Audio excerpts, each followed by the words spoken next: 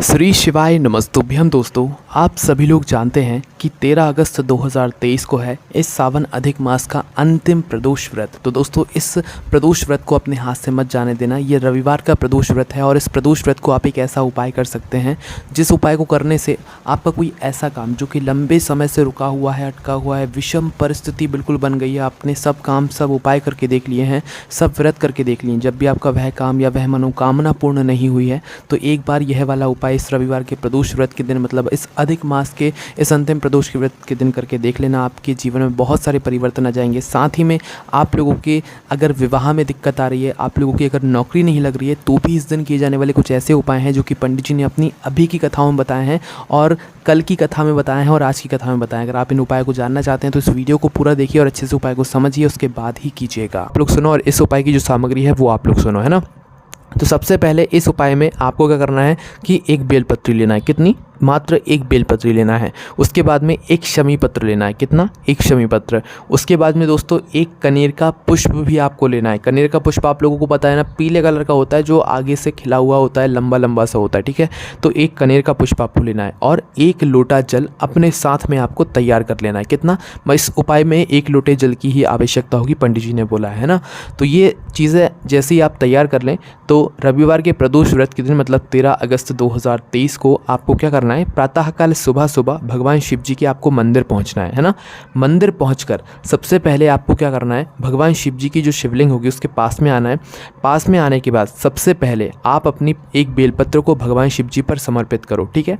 बेलपत्री को जब समर्पित करोगे तो जो बेलपत्री की बीच वाली बड़ी पत्ती का भाग होगा वो आगे की तरफ होना चाहिए, ठीक है, या आपकी तरफ होना चाहिए, ठीक है। बेलपत्री आपने इस प्रकार से समर्पित करी, फिर वहीं पर आपको एक शमी पत्र भी समर्पित करना है, शिवलिंग के ऊपर ही समर्पित करना है, ठीक है। इसकी डंडी का मुख जरूर आप लोग जो है मतलब जलधारी जहाँ से जल बहता है ना उस तरफ करके आप लोग रख सकते हो। उसके बाद में दोस्तों कनेर का पुष्प, कनेर के पुष्प का जो खिला हुआ भाग होगा वो आपको सामने की तरफ करके रखना है, भगवान शिव जी की शिवलिंग के सामने की तरफ करके रखना है या अपनी तरफ करके रखना है, ठीक है।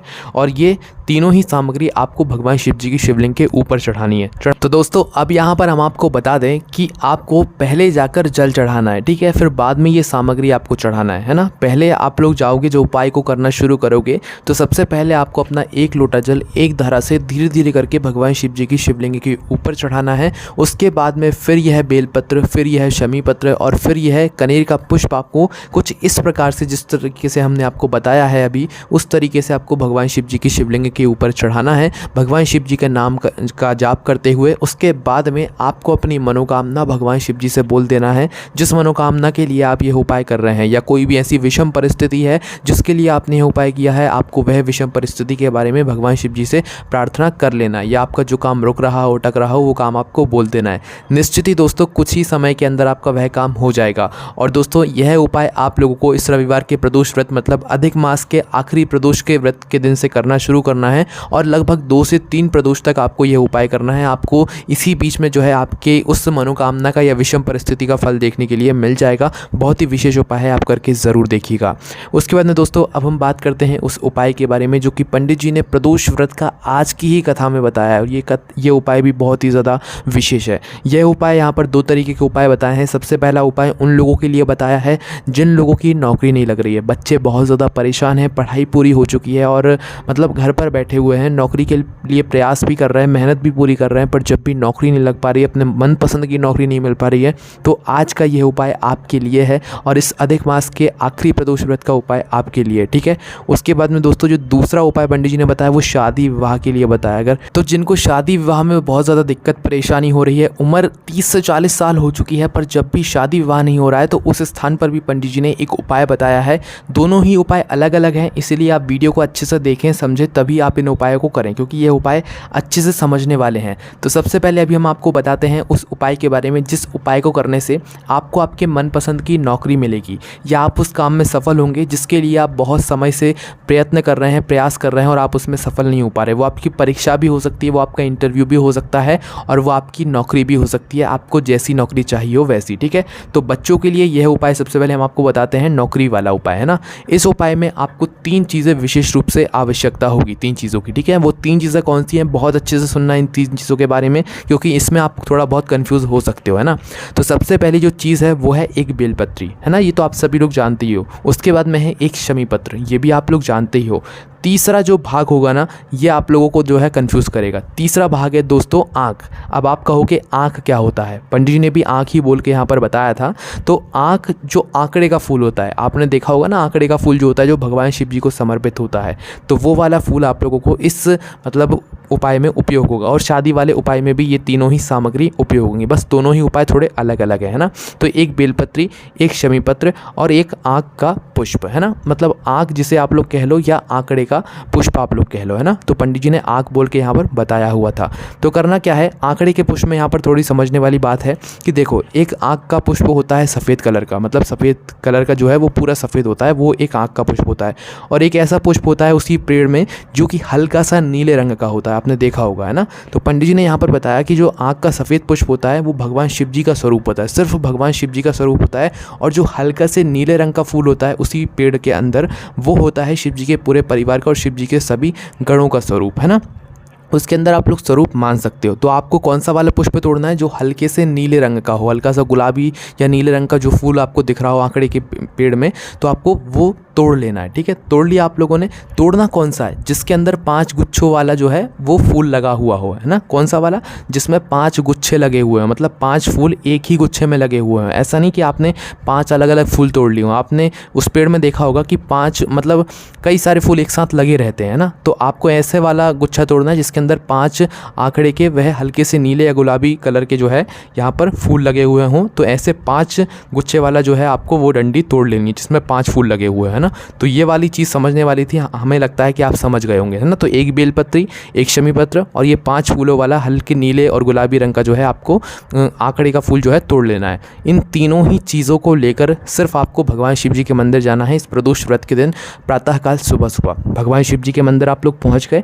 अब पहुँचने के बाद भी उपाय को बहुत अच्छे से करने की ज़रूरत है, तभी आपकी नौकरी आपको यहाँ पर मिलेगी, तभी आपके मनपसंद की जो भी आपकी मतलब इंटरव्यू वगैरह होगा, परीक्षा वगैरह, उसमें आप सफल हो जाएंगे, ठीक है। तो करना क्या है, सबसे पहले तो आपको बेलपत्री को समर्पित करना है। बेलपत्री को कहाँ पर समर्पित करोगे, सबसे पहले भगवान शिव जी के शिवलिंग के पास में आना और शिवलिंग की जो जलाधारी होगी, जलाधारी पर जो माता अशोक सुंदरी जी का स्थान होगा, जलाधारी के बिल्कुल बीचों बीच, वहाँ पर अपनी पहली बेलपत्र को समर्पित करना है ना। अब ये जो बेलपत्र की डंडी होगी ना, इस बेलपत्र की डंडी का मुख आपको जलाधारी की तरफ करके रखना है, जहाँ से जल बहता हुआ जाता है और नीचे गिरता है ना। पहली बेलपत्र हो गई कहाँ पर, जलाधारी के ऊपर, जलाधारी के बिल्कुल बीचों बीच माता अशोक सुंदरी जी वाले स्थान पर, है ना। अब आपको निकालना है अपना शमी पत्र, क्योंकि एक ही बेलपत्र थी हमारे पास, वो हमने चढ़ा दी माता अशोक सुंदरी जी वाले स्थान पर। दूसरा जो मतलब शमी पत्र है वो आपको भगवान शिव जी की शिवलिंग के ऊपर चढ़ाना है। और इस शमी पत्र की डंडी की मुख भी जो होगा वो जलाधारी की तरफ होगा, जहाँ से जल बहता हुआ जाता है, नीचे गिरता है, ठीक है। तो शमी पत्र की डंडी का मुख भी आपको ऐसे ही करके शिव जी की शिवलिंग के ऊपर चढ़ा देना है। अब जो आखिरी में आपके पास बचा हुआ होगा आँख का पुष्प, जो कि 5 फूलों वाला, आप 5 लड़ियों वाला, 5 फूल वाला जो है आप आँख का पुष्प लाए हो, हल्के से नीले और गुलाबी रंग का। इस पुष्प को आपको कुछ अलग तरीके से चढ़ाना है ना। इस पुष्प को आपको माता जगदम्बा जी के हस्तकमल पर चढ़ाना है, या जो कटी भाग होता है ना उसके आसपास कहीं पर भी चढ़ाना है ना। माता जगदम्बा जी के हस्तकमल पर चढ़ाना है। पर चढ़ाना किस तरफ से है, तो देखो, आप जिस तरफ बैठे हो ना उसके विपरीत दिशा में आपको क्या करना है, इस 5 पुष्प को चढ़ाना है ना। कैसे चढ़ाओगे, आप जैसे इस साइड बैठे हो तो इस साइड बैठे हो, तो शिवलिंग के उस साइड की जो जगह होगी उस तरफ आपको ये चढ़ाना है। अगर आप उस साइड से बैठकर ये उपाय कर रहे हो तो भाई इस साइड मतलब आपके विपरीत सामने की जो जगह होगी ना, उस सामने की जगह पे शिवलिंग के पीछे साइड जो है आपको ये 5 पुष्प समर्पित कर देने हैं। पुष्प जैसे ही आप लोग समर्पित यहाँ पर कर दो, उसके बाद आपको भगवान से प्रार्थना करनी है, ठीक है। और भगवान शिव जी के मूल मंत्र का भी आपको यहाँ पर जाप करना है, श्री शिवाय नमस्तुभ्यम बोलते रहना है इस उपाय को करते समय। इस बात का आपको विशेष रूप से ध्यान रखना है। तो यहाँ पर यह उपाय पूरा नहीं होता है। इसके बाद आपको क्या करना है कि जो आपने बेलपत्र माता अशोक सुंदरी जी वाले स्थान पर समर्पित करी है। इस उपाय को इस तरीके से पूरा करने के बाद आप जब अपने घर की तरफ वापस आएँ तो अब आपने जो उस बेलपत्र को समर्पित किया है ना, उस बेलपत्र को आपको उठाकर अपने घर वापस ले आना है और इस बेलपत्र को लाकर आपको उस स्थान पर रखना है जिस कमरे में आप लोग रहते हो या जिस स्थान पर बैठकर आप लोग पढ़ाई या अपना विद्या अध्ययन करते हो, ठीक है, उस स्थान पर आप लोगों को रख देना है, ठीक है। और यह उपाय आपको 3 प्रदोष या 3 शिवरात्रि करना है, या तो 3 प्रदोष के साथ नियम के साथ ये उपाय कर लो या 3 शिवरात्रि मासिक शिवरात्रि जो होती हैं उन नियम के साथ ये उपाय आप लोग कर लो, ठीक है। तो तीनों ही प्रदोष व्रत या शिवरात्रि पर आपको ये उपाय करना है, मतलब प्रदोष व्रत कर लो 3 या तो 3 शिवरात्रि कर लो, कोई भी एक चुन लो, एक ही करना है ना, प्रदोष कर लो या शिवरात्रि कर लो।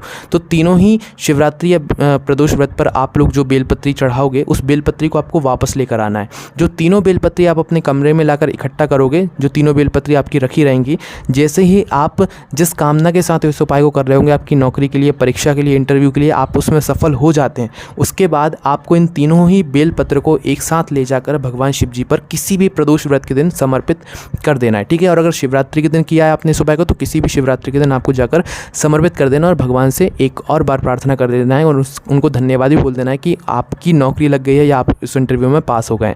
आपको मेहनत अपनी तरफ से पूर्ण करनी होगी, आपका वह काम ज़रूर सफल होकर ही रहेगा, ठीक है। तो ये हो गई नौकरी के बाद, आपकी इंटरव्यू के बाद, आपकी परीक्षा में सफल होने के बाद ये उपाय आपको उस स्थान पर करना है। अब बात करते हैं विवाह वाले उपाय में। तो विवाह वाले उपाय में आपको क्या करना है कि यही तीनों सामग्री आपको लेकर जानी है। कहाँ पर लेकर जानी है? प्रदोष व्रत के दिन ही प्रातःकाल सुबह सुबह किसी भी बड़े वाले बेलपत्री के वृक्ष के नीचे, है ना।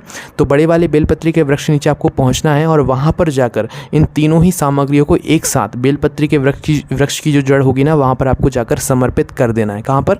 बेलपत्री के वृक्ष की जड़ होगी, वहाँ पर जाकर आपको समर्पित कर देना है। समर्पित करने के बाद आपको यहाँ पर 1 लोटा जल भी अपने साथ में लेकर जाना है। क्या लेकर जाना है? 1 लोटा जल भी लेकर जाना है।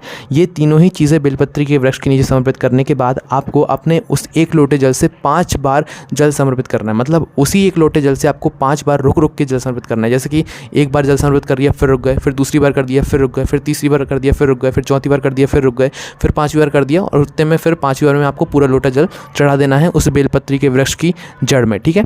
तो यहाँ पर यह उपाय इतना आप लोगों को करना है। तो दोस्तों ये तीनों ही सामग्री जब आप लोग चढ़ा रहे हैं उस बेलपत्री के वृक्ष की जड़ में, बेलपत्री के वृक्ष के नीचे, तो आपको भगवान शिव जी के नाम का जाप ज़रूर करना है।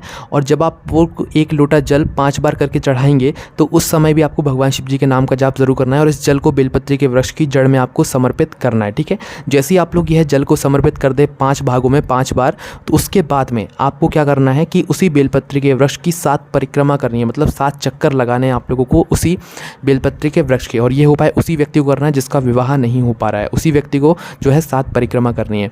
परिक्रमा करने के बाद क्या करना है कि जो आपने 3 सामग्री चढ़ाई है, एक बेलपत्री, एक शमी पत्र और जो 5 आंकड़े के फूल हैं, आँख के फूल हैं, नीले और हल्की गुलाबी रंग के, उनको उठाकर वापस अपने घर लाना है। घर लाने के बाद आपका जो पूजन वाला स्थान होगा ना, उस पूजन वाले स्थान पर लाकर आपको इसे रख देना है और फिर आपको भगवान शिव जी पर सब कुछ छोड़ देना है। धीरे धीरे करके शादी विवाह के संयोग बन जाएंगे और आपके घर में जिसका शादी विवाह नहीं हो रहा होगा, जिसने ये उपाय किया होगा, उसका शादी विवाह बहुत जल्द पूर्ण हो ही जाएगा, ठीक है।